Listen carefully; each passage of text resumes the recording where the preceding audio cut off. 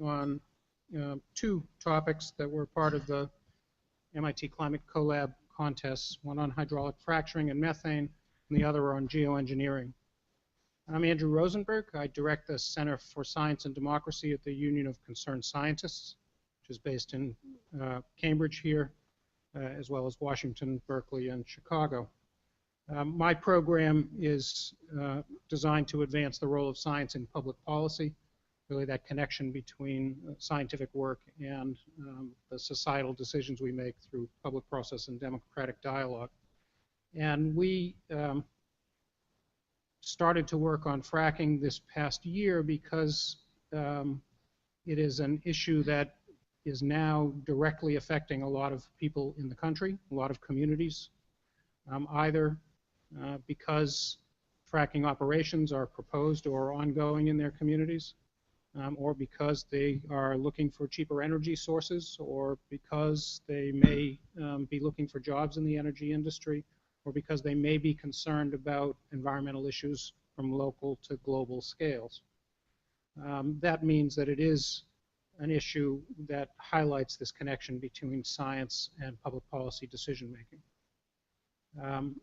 We began a discussion with the MIT Climate Collab on whether we should co-sponsor, as we ultimately did, a contest on one of the issues related to hydraulic fracturing, and settled on the issue of methane leakage, which is an important consideration, by no means the only consideration that arises out of either the expanding use of natural gas or the exploitation of unconventional oil and gas resources. There are many other environmental and social issues, certainly many economic issues that come into play around the exploitation of those unconventional resources.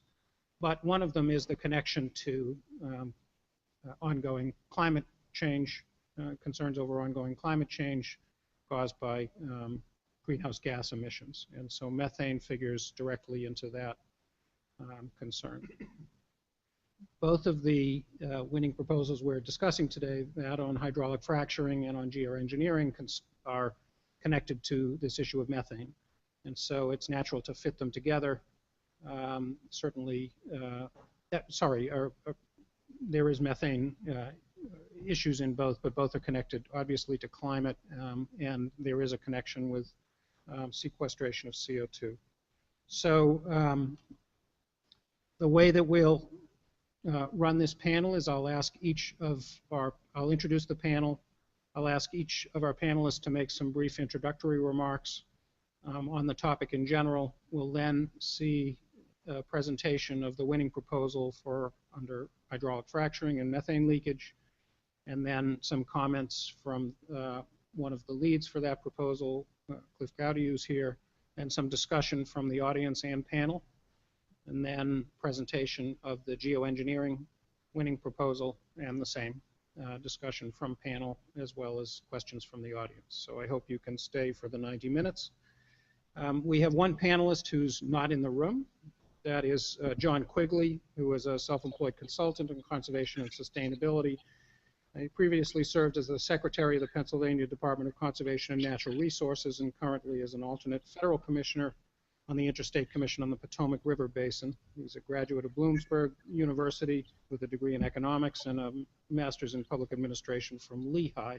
And in a moment, I'll ask John to make some introductory comments, but I'm going to introduce all the panelists first. Sitting next to me is Chip Breyer, who is an associate scientist in the Deep Submergence Laboratory, the Applied Ocean Physics and Engineering Department at Woods Hole Oceanographic Institution. Chip is a geochemist, ocean engineer, and former officer in U.S. Navy Naval Reactors Program, and he studies biogeochemistry of the deep sea. Next is Andy Revkin, who didn't give me notes, but I don't think we need any since he just spoke in the other room. He is the author of .Earth, former or still New York Times reporter? No, I'm not on staff anymore. Okay, so formerly New York Times reporter, also a fellow at Pace University, and prolific writer and communicator on science and environment issues. And then at the far end away from me at the table Don Lessard is the Epic Foundation Professor of International Management and Engineering Systems Emeritus at the Sloan School of Management here at MIT. He was part of the launch of the 5-school undergraduate energy minor. He's developed core social science subject matter for minor in energy decisions, markets, and policies, and his current research focuses on global competitive dynamics of clean energy technologies. I'm going to ask for introductory comments from each of the panelists, starting with John Quigley, who's online. I'm not sure if we're going to see a picture of John, but if you can't, you're not missing much. Yeah, I was just going to say it's a true delight to actually see your picture, John, and thank you very much. All right, well, thank you, Andy, and good morning, everybody. I wish I was there. I want to say just on a personal note that my last visit to Boston was in April of this year, where I ran my second Boston Marathon. So suffice to say that Cambridge and Boston both have a very, very special place in my heart, and I hope to run your streets again. I want to take a couple of minutes to do a very quick primer on the whole issue of methane from unconventional oil and gas development. The issue of methane has a lot, or just the whole technology of unconventional oil and gas development has a lot of impacts on water, air, public health, communities, habitats, landscapes. They're complex, they're interrelated, and they are not without nuance, some of which is often too often lost in the discussion. I think what we want to do this morning is focus not on some of the nuances and the complications, but on methane emissions. And I want to ask the question, why are methane emissions important? Well, the latest Intergovernmental Panel on Climate Change report says that methane is a more potent heat-trapping gas than we previously thought. They say that methane is now 34 times stronger as a heat-trapping gas than CO2 over a 100-year time scale. That's a 40% increase from IPCC's previous estimate of 25. So suffice to say that methane emissions from unconventional oil and gas development have to be minimized to the greatest extent possible as we proceed on our grand experiment of cooking the planet. How big are methane emissions from this activity? Well, in gross terms, EPA in their 2011 data showed that natural gas and oil production is the second biggest source of greenhouse gas emissions in the country from stationary sources. Methane emissions and CO2 equivalent from drilling and leaks from transmission pipes were second only to power plants, which emitted about 10 times that amount. What is at issue is the leakage rate. How much of gas that is being produced is being lost, and there are widely varying estimates. For a while, EPA estimated 2.5%. Then there's been some recent conflicting studies on the issue. One indirect study of a basin in Utah found 6 to 12% of the gas produced was emitted, and that result naturally rang alarm bells. About a year ago, MIT researchers analyzed 4,000 shale gas wells drilled throughout the U.S. in 2010, and that study found that emissions were closer to EPA's levels of around 2%. In April of this year, EPA actually reduced its estimate of methane emissions from gas production by about 20%, and they're now using the ballpark figure of 2%. A more recent paper that is not without some critics, because they say that perhaps the best fracked wells were studied, finds leakage rates 10% below EPA's estimate, or in the 1.6 to 1.7% range. But it's not just production that we need to be concerned about. Aging infrastructure throughout the country is a huge under-recognized problem. Duke University's Nicholas School of the Environment looked at Boston, for example, and found over 3,300 leaks in the transmission infrastructure. They looked at Washington, D.C. and found that Washington was at least as leaky as Boston, if not more. So all of those leaks, in addition to production, need to be detected, monitored, and fixed. And it's not just the environment and environmentalists that are concerned about this. The investors are taking note of this. Obviously, this is lost production.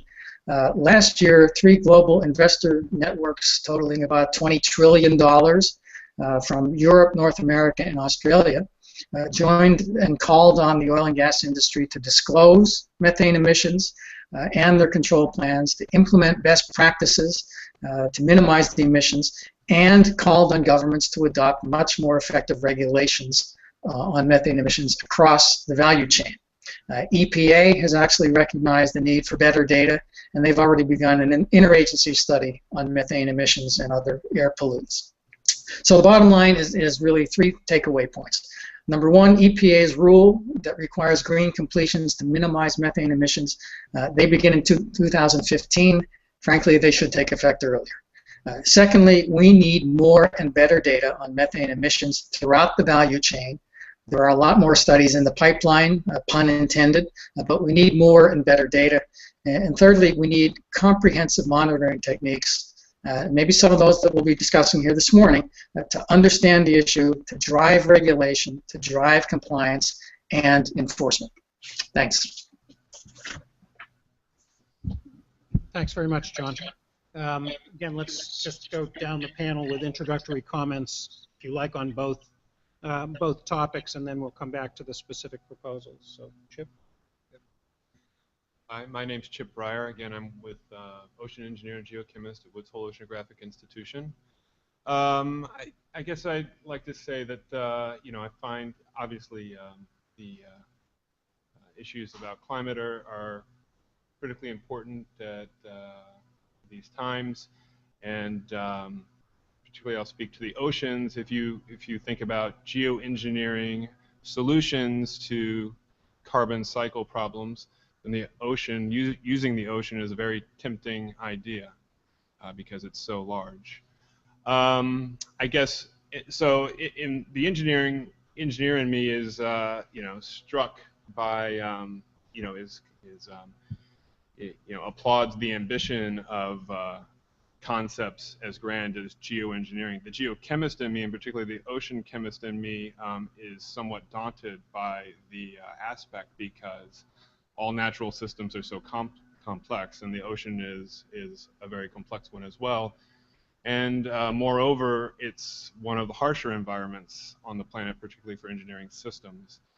So you know, I think one thing to talk about and to think about in any of these, any concept with geoengineering that involves the ocean, is how to stage the research so that you address, you know, all the key issues that you're going to come up to when you try and roll something out like that out all the way to the scale that it would actually affect climate. In terms of the methane sniffing drones, the terrestrial applications are certainly less out of my bailiwick, but we do have experience in the deep sea with our own methane sniffing drones. We do it for different reasons. We do that in hydrothermal vent systems for scientific purposes. Some of us at Woods Hole and other places do that for methane seeps, also for scientific purposes, also for monitoring purposes. With the Macondo blowout, some of our folks down there, Dana Yerger and Rich Camilli, used some of our AUVs and their own sensing techniques. I think, and so there's experience there, but I think more generally, I think we would all say that sensing things, heterogeneous seepage of things like methane from the seafloor certainly is so challenging that we never expect to find all of it at any one time. We almost have to have a pretty good idea where to look first. So it's, at this stage, much less of a search tool and more of a quantification tool. If we know that there is a leak in a location, we can send the tools down and use them. It's quite a different scale of a problem to monitor or map out larger scales. That gets into limits of detection and just the heterogeneity of leakage from geosystems, and that kind of gets into, you know, what happens with fracturing too. Thank you. Andy. Well, as an observer of both of these fields, the difference between these two things, the methane emissions from fracking and geoengineering, is time scale. There are real-time opportunities right now to deploy and experiment with, utilize a bunch of tools from satellites, like the Japan's space agency has a satellite that can basically now identify at a pretty big scale plumes of methane. For example, the Russian in Siberia, or I mean, where Russia's gas fields. If you think our fields are leaky, go to Russia. I interviewed one guy once who So there was one compression station for natural gas in Russia. He estimated was leaking as much natural gas as all of Canada's distribution system. So everything we talk about here is a sideshow compared to what's happening elsewhere. But so from the satellites, from drones, from ground-based potential for the community to using very cheap infrared cameras, you can now identify plumes of emissions of infrared blocking gases like methane from the roadside going through fracking country in Pennsylvania. So, and as I said in my talk, in a period of limit, there's no way the government is going to have the capacity to do all the tracking in Marcellus or other areas where there's a lot of fracking, but you could have communities or NGOs on the front lines basically saying, hey, there's some problem here. I'm not sure how much of that's methane, how much of it's water vapor, but something's leaking here that shouldn't. And the pressure to get this done, as someone mentioned, as Quigley mentioned, the financial imperative is real. The Government Accountability Office, I did a study a few years ago, estimated on federal lands how much tax revenue is being lost through methane leakage. So just the monetary realities are going to drive this issue, whether it's shareholders, investors, or someone who would be getting revenue that isn't getting that revenue because of wasteful practices. So that's very encouraging. The geoengineering direct capture of CO2 from air, this is long-haul stuff.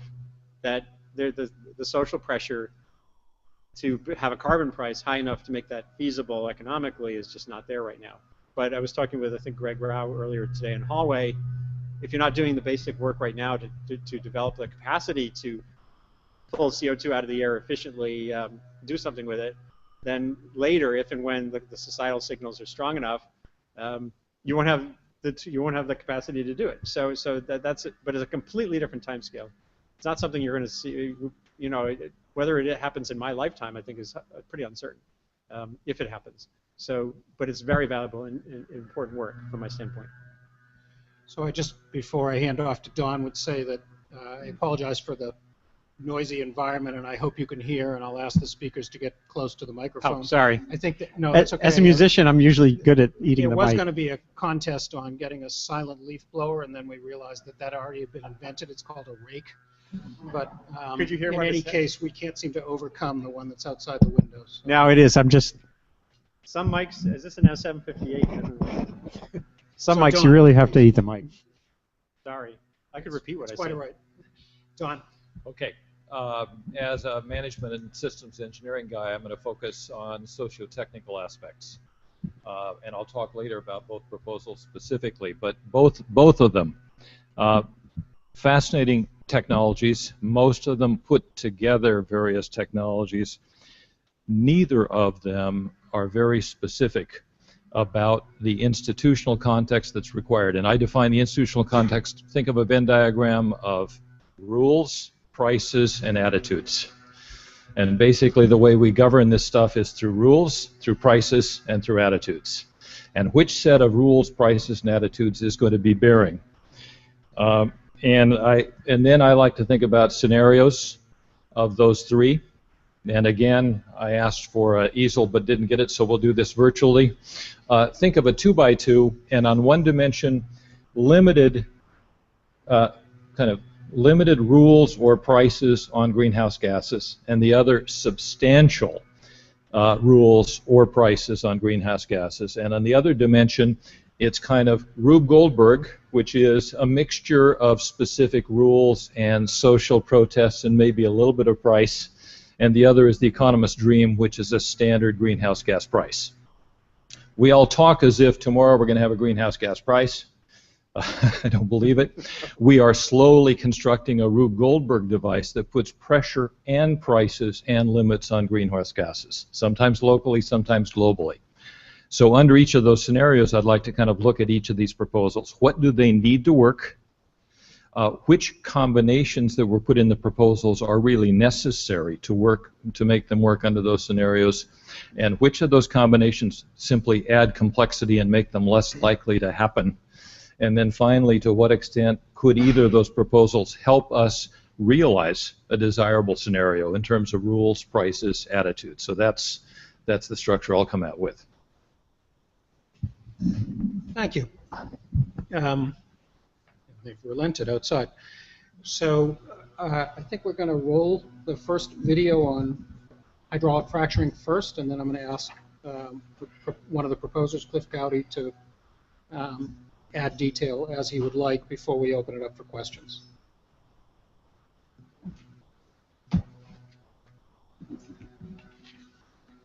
I am Mark Cabron, and this is Mohammed Hassan, honored to be presenting the Ocean Foresters' proposals. The Ocean Foresters are many scientists and engineers from Fiji, Australia, Bangladesh, Slovenia, Italy, Scotland, Canada, and the United States. Methane sniffing drones with distributed mobile sensors addresses escaping and flared methane. Because of its greenhouse gas potency, escaped methane counteracts the benefits of replacing coal with natural gas. Recent studies and actions have increased the controversy over the amount of methane leaking during hydraulic fracturing. For example, the quick buck mentality shown by flares associated with fracking for oil in North Dakota does not walk the talk of an oil industry claiming low leak rates. Our proposal can be employed to stop wasteful leaks and flaring everywhere. Not just fracked wells, but traditional oil and gas wells, landfills, distribution systems, CNG filling stations. We can also measure the trillions of tons of methane released by warming Arctic permafrost and shallow hydrates. The technology needed to monitor methane emissions is straightforward. Hand-sized lasers can be mounted on work trucks and gas pots like this little guy. Workers and citizens could carry smartphone sensors. All sensors could send data to a state or national database. Because methane is lighter than air, aerial drone-mounted sensors are essential for our trust but verify monitoring. Drone-mounted lasers can detect methane at ranges up to 3 miles. The sensors are off the shelf. We need states, particularly North Dakota, Pennsylvania, and California, to put a price on leaked and flared methane.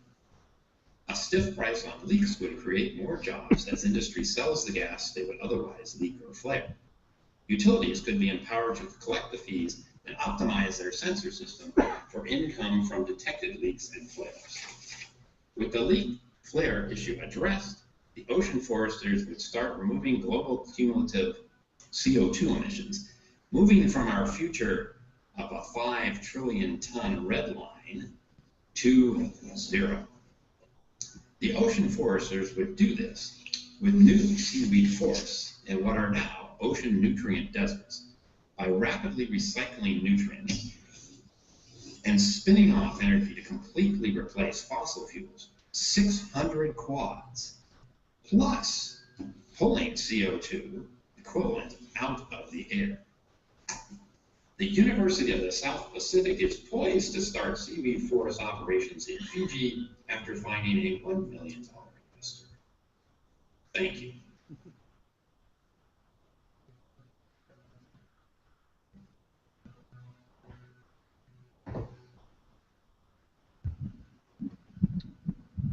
Thank you for coming and essentially expressing interest in this topic. I was struck, as I'm sure many of you were, on the homemade nature of that video and the sincerity of the presenters. I've never met either of those fellows. What the Ocean Foresters is a collection of scientists, as was described, and we threw a number of topics into the collab contest. This one on hydraulic fracturing and sensing methane wasn't necessarily an afterthought, but it's not our primary focus. So with that as a caveat, I will say that it is, from a personal standpoint, it's a huge concern to me. As was mentioned earlier by, I believe it was John, if in fact methane is 34 times as potent a greenhouse gas, and we've all heard the promoters of clean energy think about it, natural gas is the solution. That, from a CO2 standpoint, it's only 44% improvement over coal. I'm far from being an advocate for coal, but I'm not an advocate for mislabeling natural gas as the clean energy solution when it's only 44% better. And even if you have only 1.8% leakage, as was suggested by some of the some of the proponents of it, you do the math. 34 times 1.8 is well in excess of 44%, which suggests that even at best, it's not a solution it's not a cleaner solution to coal, at least from a CO2 standpoint or a greenhouse gas standpoint. There's certainly issues of particulates and various other emissions that are associated with coal that, in my mind, should have taken that off the table a long time ago. But there are economic externalities that are going to prevent that. As was described in the little video, there's a number of technologies that can be used to do this. The topical theme of airborne drones is we view an essential one, because all the ideas of having people or vehicles carrying around sensors, which can be extremely inexpensive, extremely small, essentially just something you plug into your smartphone and you become a data node. All of those, in order to get on site, would require the blessing of the production operation, which may not be forthcoming. It was mentioned the controversy of I believe it was University of Texas, along with the EDF, funded a study, but they looked at selected operations that were doing their fracking in a preferred way, and even then, they still found a lot of problems. Presumably, there are techniques for doing it, but how do we as a society ensure that those techniques are being used and that this, in fact, is being done responsibly? The image that was presented of the illumination of the Backlund tar sands rivaling the illumination coming from Chicago, to me, that's a frightening picture, and it's very telling. Now, is that a temporary situation? Is the natural gas that's being pumped, that's coming out of that oil field, ever going to be productively tapped? I don't know. It's an oil field. It's not the same thing as Pennsylvania, where they're targeting natural gas. So it could be that is the gas that's being produced as a byproduct to oil production. We're never going to see that.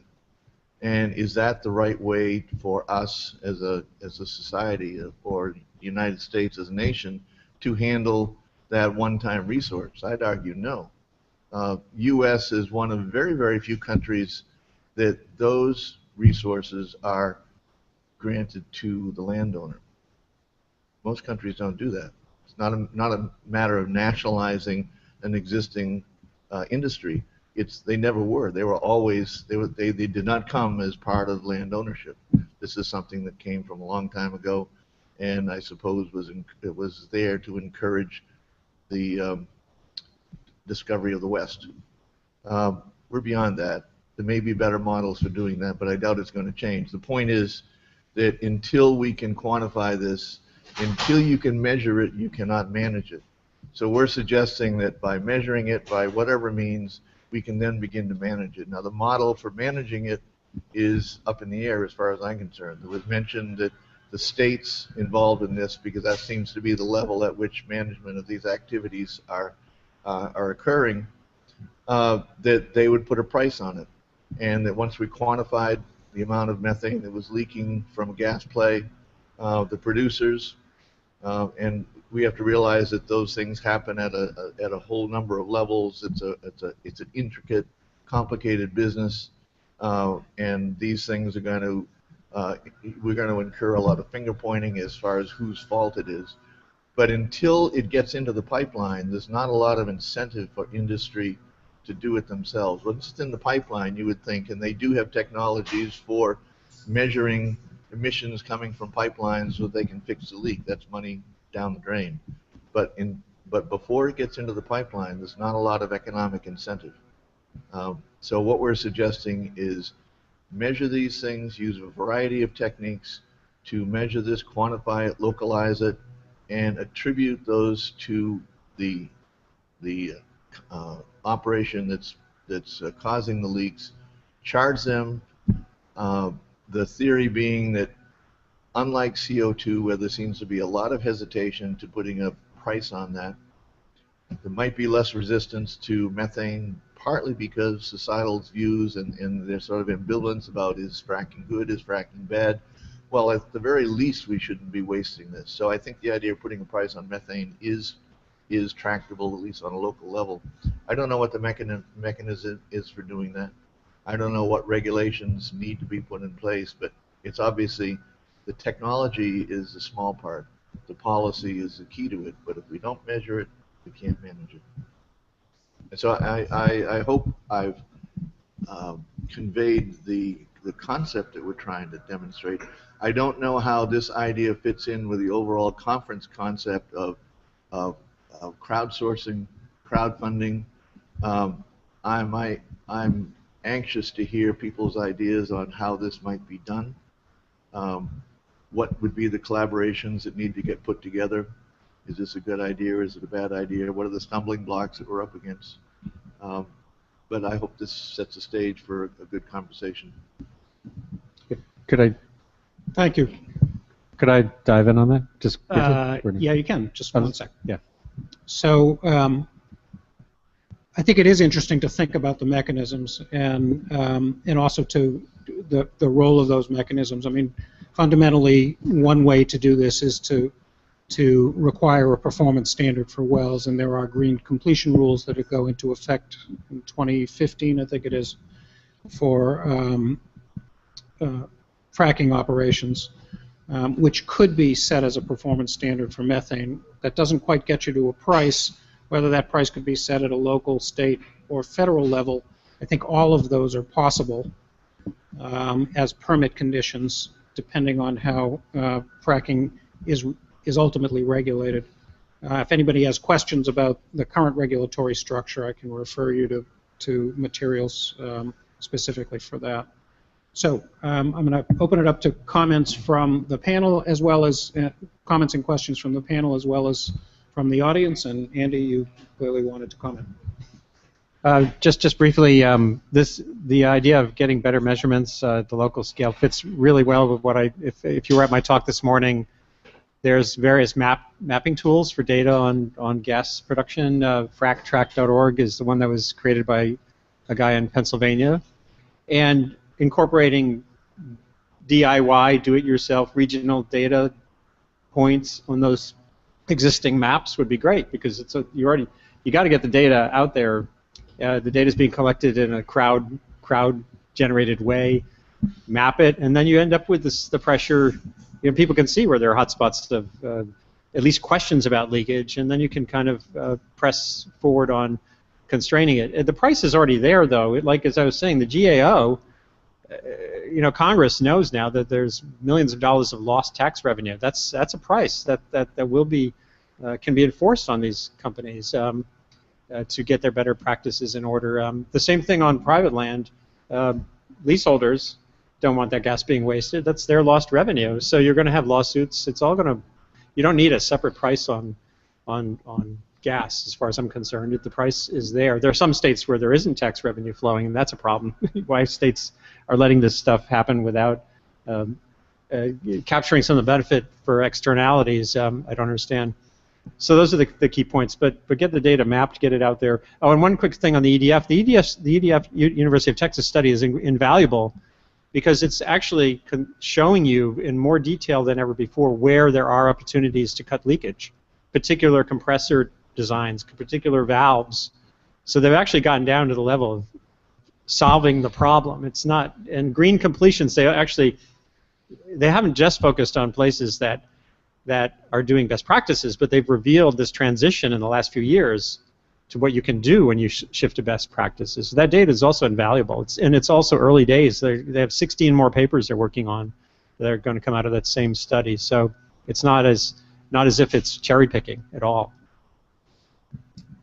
John, do you want to comment? Yeah, please. A couple of things. First of all, I do think this is a really good idea. I think being a kind of a recovering command and control kind of guy, one direct way to get at some of these issues really is in a state permitting process. The states could require the deployment of these kinds of monitoring devices and enact a penalty for released methane. So there's a direct approach, but the idea of crowdsourcing is intriguing. I think there are some limits. I'll just use Pennsylvania as an example. There are right now about 10,000 wells drilled. The vast majority of those are not places where they are going to be accessible to people and traffic. They're in the woods. They're on ridge lines. So I think that's where the drones come in. I think that is a really good use of technology, is to deploy these drones. Where the real bang for the buck may be on the crowdsourcing side, other than wells that are in more rural communities, is on the distribution end, to detect leakages in the distribution system in urban areas. They have a bunch of people walking around with these sensors on their cell phones. I think can develop some very important data. So I do think that maybe the biggest bang for the buck would be in the urban transmission system leakage detection mode.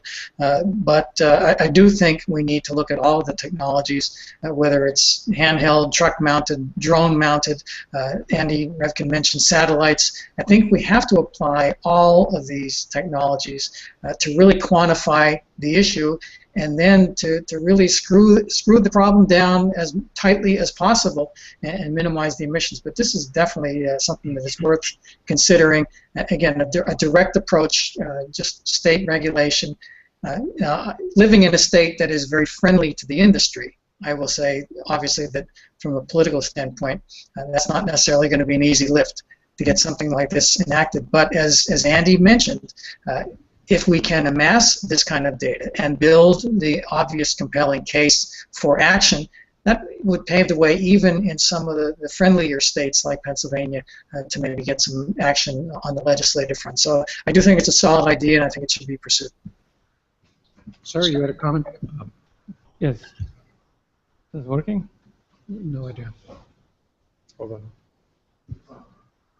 on. Or not. Hello? He's working on it back there.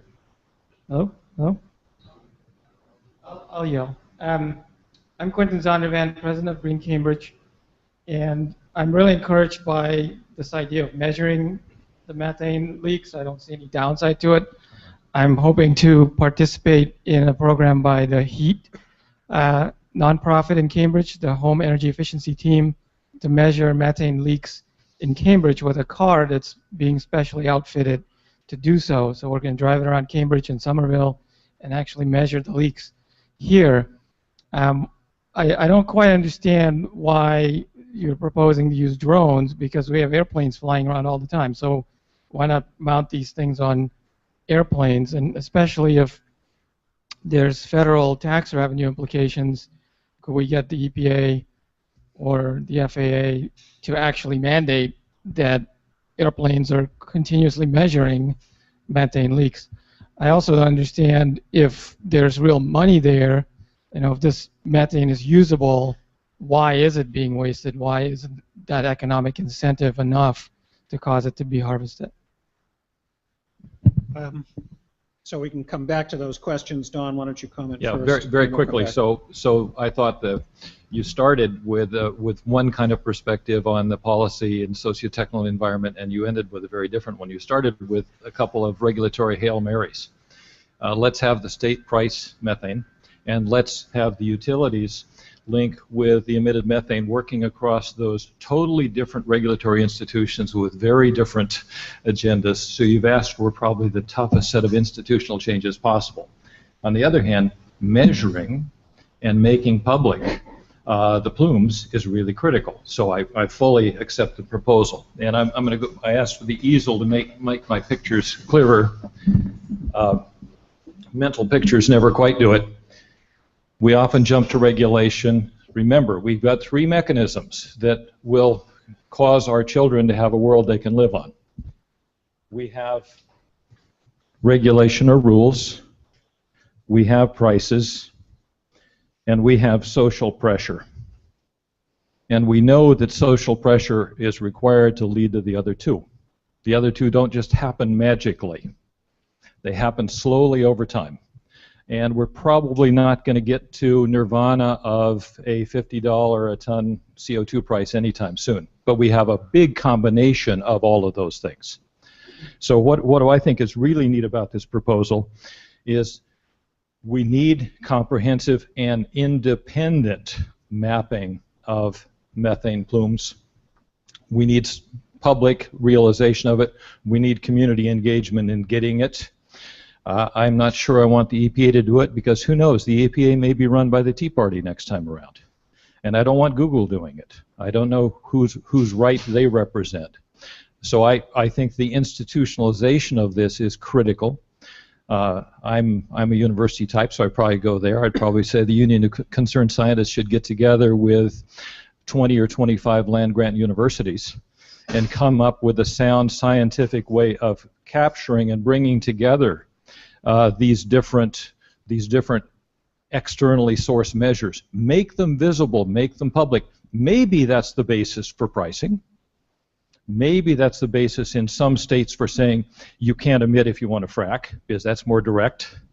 In some other cases, it's simply a point for pressure. Right? We need all of those. So I think getting this visible, getting people to understand how serious the methane problem is, to actually see where it's coming from. Why does the problem exist? Well, wellhead prices are not high enough in some places to make it privately profitable if there's no penalty on letting it off. So there has to be either rules or prices or people standing at the gates, and all three work. So I think this, and the beauty technologically, it could start tomorrow, right? But I think the key thing is getting a credible set of institutions to anchor this and start building it, but not just give it to the scientists, make sure the communities are also engaged so that we all have a view of what's happening. So let's get some more comments or questions from audience, sir, and then we'll come back over here. I don't know where the microphone went, but up here, and we'll kind of go that way. I know nothing about this field, but I'm just curious. I know they do flaring at many oil fields. Would it be better to flare the methane when they can't capture it, or just let it go off into the atmosphere? Presumably, flaring is more benign. Flaring is better because you just get the CO2, but flaring itself should be controlled. Yeah. So the biggest environmental problem in Russia is the flaring of gas. Probably the only way to deal with that is to get power generation at source and DC transmission. It's a technical problem. You have to raise the wellhead value of that gas. Either you have to say don't extract it, or you have to raise the value of it. Same problem in Alaska, a little bit the same problem in North Dakota. So you get some big systems problems. Just briefly, in High Country News, which covers the West, had an article earlier this year on some innovations that are underway for wellhead capture, for monetizing, getting a value for that gas in those oil fields, where you can process it at the wellhead. But it's still early days. You know, this has all happened in light speed in terms of how we develop policy and technology. So, but there is some pressure that's already. It looks like pressure is already resulting in some innovation out there. So I've got three more comments, sir, and then we'll go here, and then to the back of the room, please. For the distribution companies, they measure the gas coming in through the city gate and the gas that they're able to sell. So distribution companies should know exactly how much they lose. I think I guess this is a question, don't they recover this in the rates? And a follow-up, if they do recover this in the rates, shouldn't be the opposite? Perhaps they should pay a fee? Yeah. So anybody can address that. It's obviously an important point that there's other parts of this than just the fracking operations. If you could pass the microphone to this woman here, that would be great. I've got you in the back of the room, so. Hi, John, I just wanted to say hi. It's Susan Phillips from State Impact. Hi, Susan. And maybe some of you could address this, and I think, John can confirm that a lot of this, capture problem has to do with infrastructure. In Pennsylvania, there's been lots of wells drilled, but the reason why there's flaring, my understanding, is because the infrastructure isn't there to put the gas into the pipeline system. So I don't know what you've thought about that, or how that's been incorporated into this proposal. But also the other comment I just make, and again, I think John would confirm, just how difficult it would be to influence anything in Pennsylvania regarding regulation and taxing the industry. The Pennsylvania, the state legislature is pretty conservative in terms of taxing. In fact, they refuse to tax the industry. They call it an impact fee. And although Governor Corbett may not be there much longer, who knows, there's still a pretty hostile state legislature. So I don't know how you've thought about translating these ideas, which are interesting and to me, but how do you translate that into actual on-the-ground state or regional policy? So if you could pass the microphone to the woman in the back who's been waiting patiently. Let me just comment on this a little bit. I do think there are infrastructure issues, but I note from a Congressional Research Service report that they calculated it would cost about $170 million a year to really tighten up a lot of the leakage. There would be a net gain in terms of selling that of anything from $10 to $20 million a year. The industry says no, it's very much more than that. It would cost them $2.5 billion annually, and Bloomberg Business says that would be about $500 million annually. The problem is that $500 million is 1% of the annual revenue. So selling $20 million more of gas is just not worth it. To the industry. On the regulatory side, though, it doesn't have to be state rules. I think there's an interesting question about what local permit conditions could require in terms of limiting, in terms of performance standards. So local authority is on land use. There's a condition on those permits, even in Pennsylvania, whether that would be a mechanism for local communities to say, we want it monitored. And we want to ensure that you meet a performance standard of not releasing the gas or using it at a community level or, capturing it in some way is certainly a possibility. Andy, could I just jump in for 1 second on the point of local control? And Susan knows this very well. In Pennsylvania, Act 13, which was passed in 2012, preempts local control of anything having to do with gas production. So in Pennsylvania, at least, we don't have a democracy. And I do recognize the absolute imperative here of community engagement and democracy with a small d. I really think that's the key of this proposal, is to generate the data to force governments to respond. But in Pennsylvania, local governments aren't allowed to regulate. They're not allowed to permit. And additional regulation, as Susan mentioned, is definitely a very, very heavy lift. The other thing I'll say just quickly on the flaring issue is that in Pennsylvania, typically a land lease is a 5-year lease, and you hold it by production. So in other words, you've got to drill a well and get gas coming out of it within 5 years, or you lose the lease. So there has been a mad rush in Pennsylvania to poke holes in the ground to secure these leases, to such an extent that there's several thousand wells that are not connected to anything yet, and they're the wells that are flaring. So we have a big business model problem that is largely self-imposed by the industry that is just aggravating this. So it's a very complex set of circumstances, but I come back to the fact that, as the proposer said, what you don't measure, you can't manage, and getting this data, I think, is the starting point to unfold a lot of improvements. I'd like to give you the floor, ma'am. Hi, John. My name is Fiona. There's a lot of methane gas building up underneath the Earth's surface. That's energy that could be used to power cities. It would be a waste if all that gas is just released into the Earth's atmosphere. So have you explored technologies that could capture the flaring of the gas? Are there technologies that exist that could capture it? I think that could be for anyone on the panel or in the room. I mean, there are leaks which could be addressed immediately, which is one means of capturing.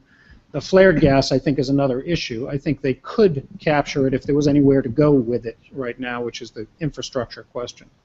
Anyone else want to specifically comment on this point of techniques for capturing that Well, it's all about, as you said, it's about having a market. It's not about technology.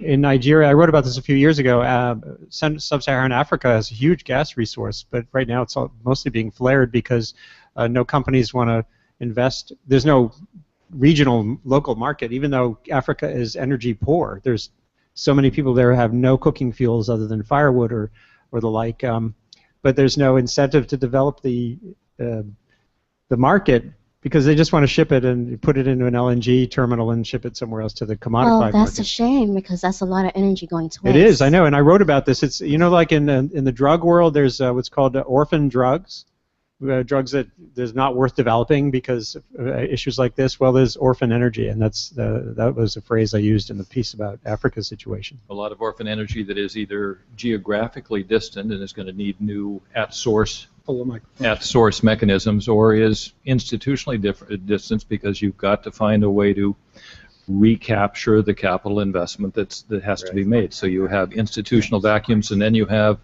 deep Eastern Russia that's just too far from anything. Except maybe China. Except for China. Which is a big deal right now. Yeah. So I'd like to move to the geoengineering proposal video and then offer Greg Rao somewhere. Where is he? Yeah, please, to comment after we see the video clip.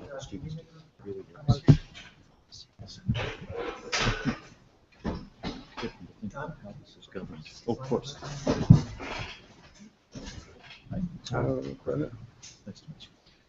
Make sure to get close to the mic.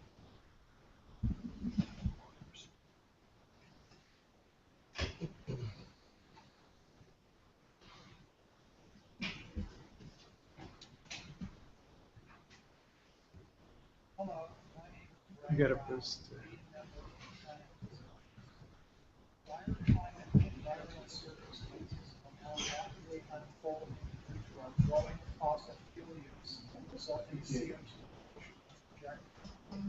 Is therefore time for some radical rethinking as to how to sustainably satisfy our. That's as much as we can get for sound. Everybody be very quiet. Check the setting on the YouTube player. That's over here. The basis of our approach is well known, saline water electrolysis. Craig, you want to just describe this instead of, because we can't hear them. Well, if I could use the stuff to illustrate it, I could. Can you speak into a microphone? Yeah. It sounds about the same. Okay, well, I probably won't be able to follow what's on here, but I can explain the general idea. What we've shown in the lab is an ability to employ the concept of saline water electrolysis. Actually, we've been able to merge that idea with the idea of mineral weathering to generate alkaline solutions that are absorptive of CO2. So in a normal saline water electrolysis system, you obviously split water to generate hydrogen and usually oxygen. And in doing that, you generate a very strong base at the cathode, which is hydroxide, and at the anode, you generate a very strong acid. So our thinking was, why not employ this acid that we're generating at the anode and dissolve some base mineral, such as calcium carbonate or magnesium silicate, to absorb some of that acid, thus allowing the hydroxide to accumulate in the electrolyte. Hydroxide is very absorptive of CO2, so hence you have a solution that is absorptive of CO2, and you're forming typically bicarbonates, or you can also form carbonates as a consequence. So if this system is powered by renewable energy, you have not just a carbon neutral hydrogen generating system, you have a carbon negative hydrogen generating system, which we think is unique and potentially useful. The other angle here is that we're generating bicarbonates and or carbonates that we think could be useful for offsetting the effects of ocean acidification. So if this was done in, on, or near the ocean, you would be generating, potentially you could use seawater as the electrolyte. We've talked about this. Downside there is that you typically generate chlorine. We want to avoid chlorine generation. There's some thoughts about how to do that. But let's suppose we could use seawater for the electrolyte. It's obviously very abundant. We would then really be loading up this seawater with alkalinity that we think could be useful in countering the loss of calcium carbonate alkalinity that's occurring now due to ocean acidification. So I guess long story short here is that we have a system for generating carbon-negative, in theory, well actually we've shown this in the lab, a system for generating carbon-negative hydrogen whose byproduct could be useful in countering ocean acidification. So there's sort of multiple benefits here, and it's kind of a unique convergence of different chemistries here, potentially for benefit regarding the CO2 problem. Thank you. Sorry the video didn't work. Let me see if any of the panel wants to immediately comment, and then I'll go to the audience, and I've got a couple of hands already. Check. Dr. Rao, I really enjoy, right here, Chip Fryer from Woods Hole Oceanographic Institution. I thought your proposal was very interesting. And I said at the beginning that, that the engineer in me is kind of inspired by ideas about this. The geochemist in me, also particularly ocean geochemist, is somewhat daunted by the aspect of scaling this up to a global scale. And so some of the things that struck me in the proposal when I first read it were that one is an issue of what happens when you migrate your laboratory experiments to seawater, to the actual open ocean, which I assume is one possibility. Some of those things that I was thinking about were issues of biofouling. The chlorine gas didn't necessarily strike me as a big issue, depending on how deep or near the surface or where you locate it. But biofouling impacts on the rate of the reaction. Biofouling impacts on the duration of your installation, which could force, the big economic picture of maintaining a system like this. Those were some initial thoughts. The other one, I think you mentioned in one of your PNAS papers, is the siting of these. Whether I think you mentioned in upwelling zones, or maybe that was another paper. But that was what I read. But I think that's a really interesting question. Where's the best place to site something like this? An upwelling zone, a downwelling zone? When you enrich seawater in carbonate, what happens? The natural tendency is for equilibration with the atmosphere, and so depending on if you site it in an upwelling zone or downwelling zone in particular, you can play games with what part of the ocean this fluid enriched seawater ends up in. Those were some of the things that, since you're here, maybe you can talk. Yeah, well, certainly there are issues in using seawater as the electrolyte. I mean, first off, it's attractive because it's so abundant, but as you point out, there are issues in using it. Biofouling certainly would be something that would have to be looked at. I'm concerned about the chlorine generation, although there are articles in the literature talking about how to avoid chlorine generation and electrolyzing sodium chloride solutions. So that's something that would need to be explored. Yes, I am on the biofouling issue. I would expect that these electrodes would foul, and my solution to that would be to reverse the polarity. I would expect that there would be biotic or abiotic scaling occurring on the cathode, because it's such a base environment, and one possible solution would be to, as I say, reverse polarity, so that's briefly acidified and thus stripping off the scaling. Obviously, who knows what the optimum systems might look like, where they're going to be sited. I mean, all we've done is a bench scale demonstration proof of concept. All the sorts of things you're talking about require further research, and that's really where we are at this, is simply wanting to take this to the next step and address the kinds of questions you're talking about. I also like to mention this upwelling, downwelling idea. Because we're generating hydroxide, my thinking is that rather than necessarily do air capture, in other words, expose that hydroxide solution to air and suck it out of the air, why not just add that to the ocean in places where the PCO2 is already higher than the atmosphere? So by adding base, you're reducing the ventilation of that excess CO2 into the air.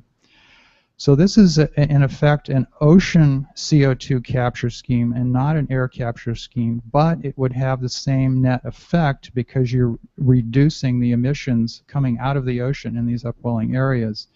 That's the idea that we tried to develop in the paper you cited. So that's another angle that needs to be researched. So I had a question here. I don't know what happened to the microphone. So where was the hand mic? I'm Max Platzer. I'm the third member on the team. Could you use the microphone, please? Because it's online. My name is Max Platzer, UC Davis. I'm the third member on the team. I joined the team only very late. I became aware of the approach by Greg Rao. I'm working for the last 5 years on a concept which I call the energy ship. And it works like this. We have a lot of energy over the oceans in terms of wind power. In particular, there are areas where you have some 10 to 15 meters per second of wind. So the question is, how do you exploit this wind power?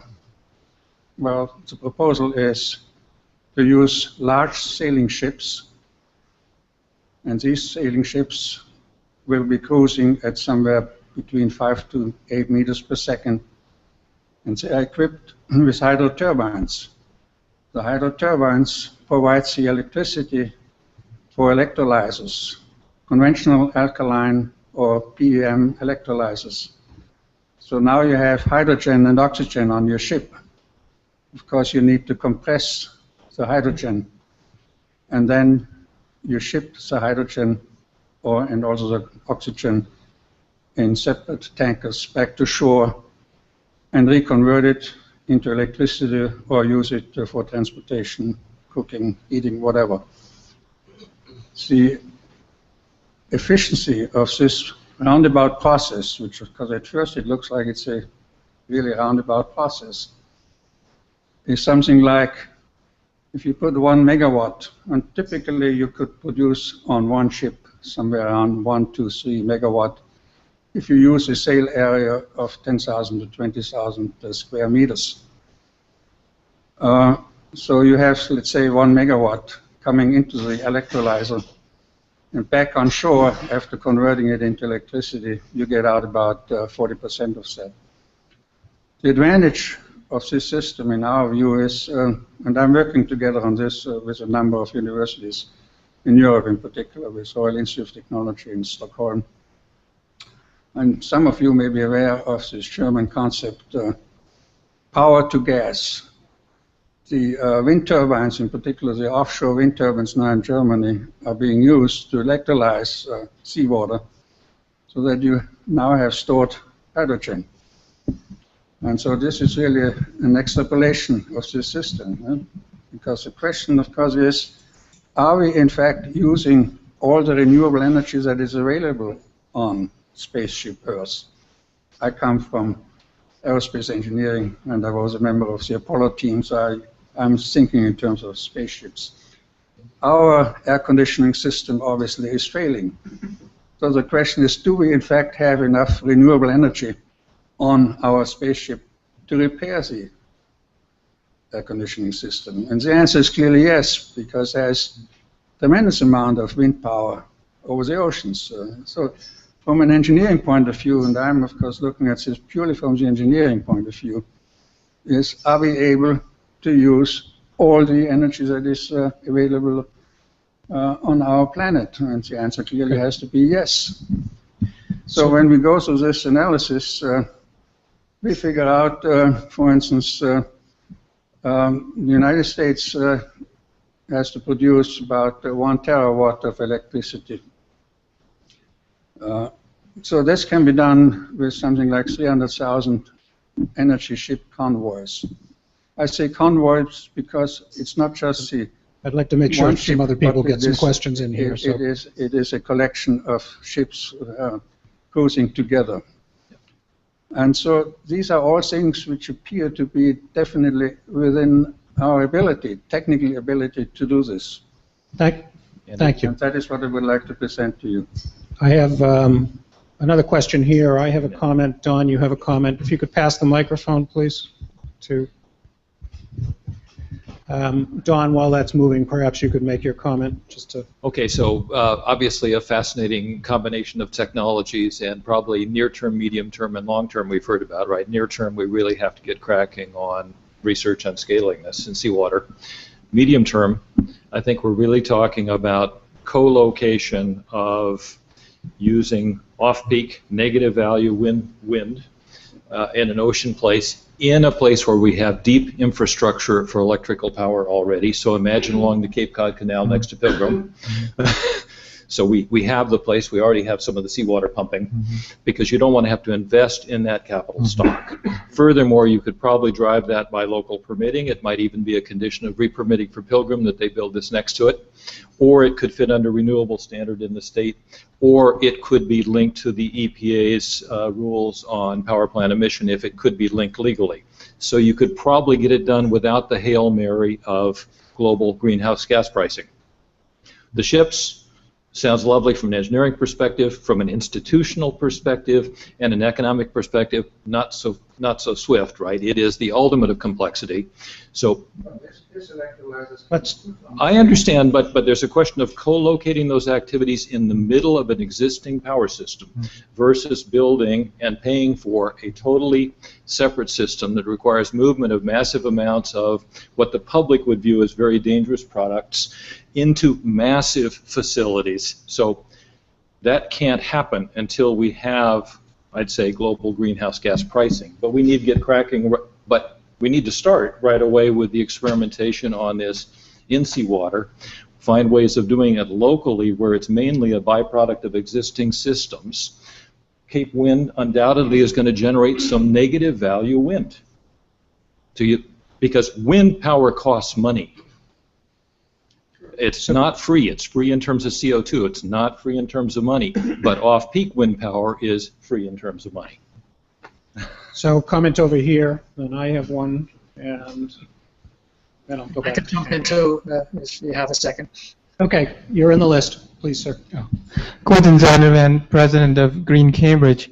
I always get really concerned about ideas of large-scale geoengineering because, of course, that's what we're doing already, and that's the problem. So I really share those concerns, and of course the way to answer those questions is to do some safe experiments that take you from the lab into the environment in a way that can, you know, contain any real damage. So what kind of plans do you have to do that kind of experimenting?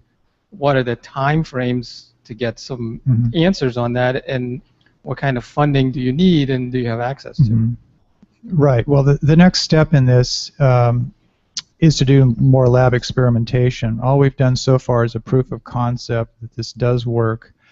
The issues are now how efficient can we make this system? What are the optimum designs of the system? They're really, there's a whole bunch of engineering issues that can be dealt with at small scale for right now.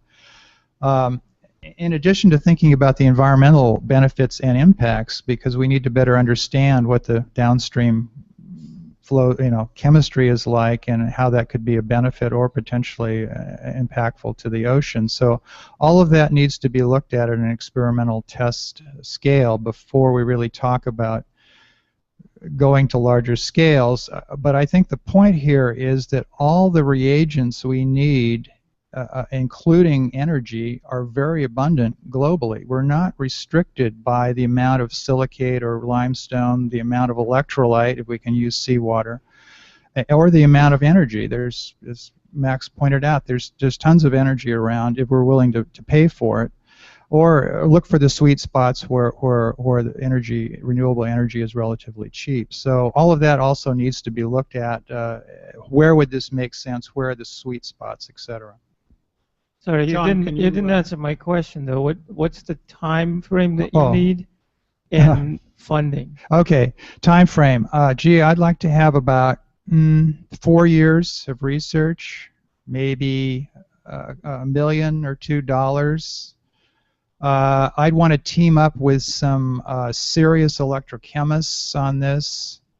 I might reach out to industry on this if they're interested.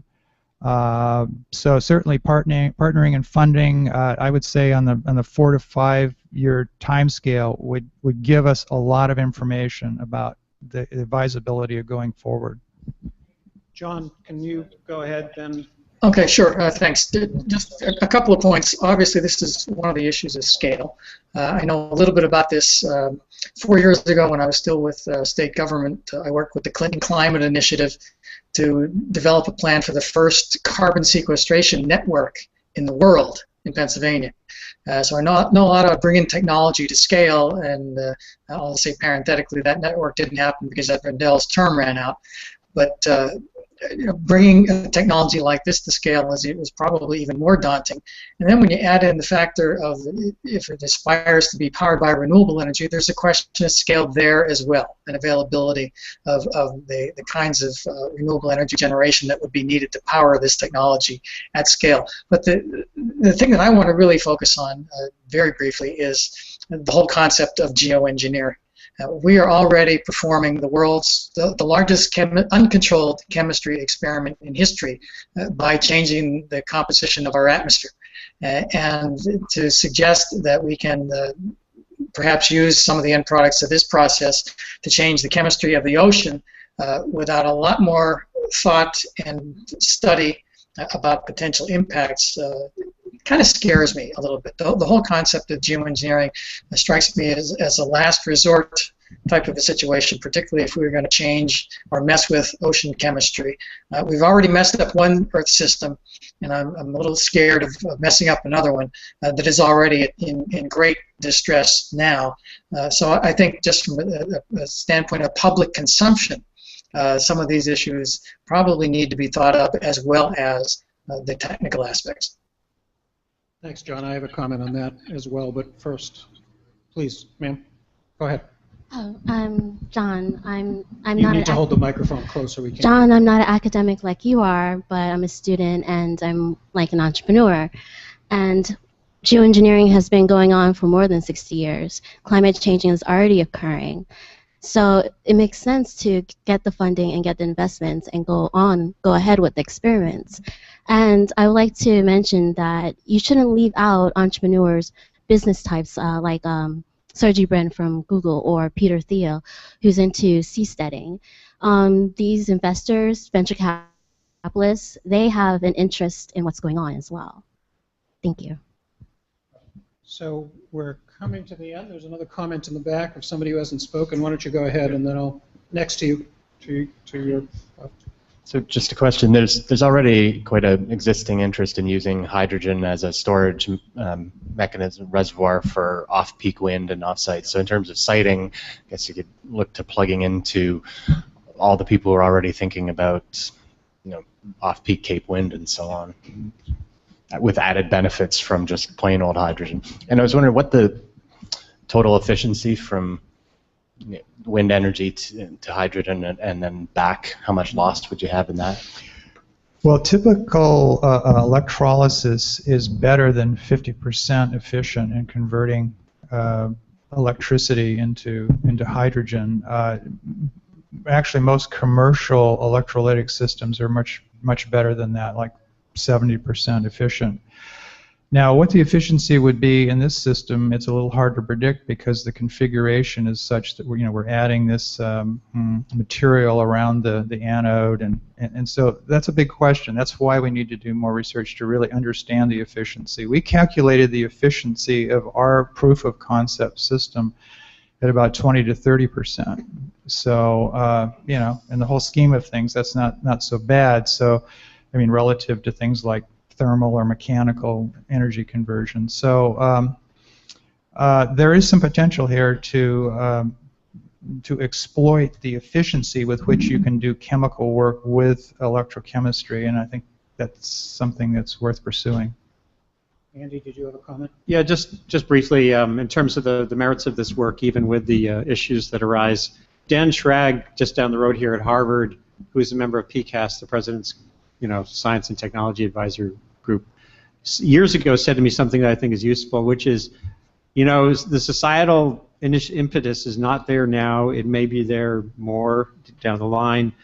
The basic science, though, has to proceed now, so that you have the capacity, the menu of options the society will demand at the time when the economics and awareness issues are there. And these are very long timeline questions. This is, 4 years. This just gets you to the basic, answers some basic questions, but then you have to keep moving through the RDDD, research development, demonstration, and then eventually deployment. And the entrepreneurs are important, but they don't come in at this stage. This is basic science, and I think there was a rush to the venture capital world got into this too quickly because they figured somehow there was going to be a carbon price sufficient to make this something other than a public good. I think this is a public good issue. This is basic science. It needs to be funded by basic science money at this stage. And down the line, you can have these discussions about ethics, but if we're not doing the basic science now, you won't even have those discussions. I partly agree with that, so I get to make the closing comment because I agreed to moderate this thing. I do think you have to absolutely do the basic science, but I actually think that science needs to be much broader than the engineering that you're talking about or even the chemistry. And so let me give you an example. Somebody 20 years ago figured out how to horizontally drill and then shoot some water or acid down into the well and fracture open the rock and extract either oil or gas. And now we're presented with, it can't possibly have any impacts because we need it economically. While they were developing all those methods, nobody thought at all about what are the social impacts, what are the environmental impacts, what's the methane leakage issues. They did the engineering to figure out how to access shale gas and shale oil. And after the fact, everybody's trying to play catch up. Well, maybe it's not all perfect, at least from the work that we've done. John participated in a panel, a working group that Union of Concerned Scientists ran a few months ago. And so at the front end, you need to be thinking about those impacts, not after all the engineering is done and everybody says, what a great idea, this will really work. For example, if you site it locally, what are the impacts locally in the ocean to the ecology? I happen to be a marine ecologist, so I'm concerned about those things. What are the impacts of the infrastructure to get that material to shore? Are there other effects? Do that basic science while you're doing the engineering, not after the fact, because I can assure you that it will be playing catch-up after the fact, and we probably won't do it very well until we know what the effects are because we've already felt them. So the basic science absolutely has to proceed, but it's not just the engineering. And with that, as I said, I get to have the last word. I think we just about hit the mark. And I would thank you all. There's obviously an opportunity for people to continue to talk about these ideas and others that are in the contest. We're in the contest at the breaks. Thank you all very much. Thank you, John.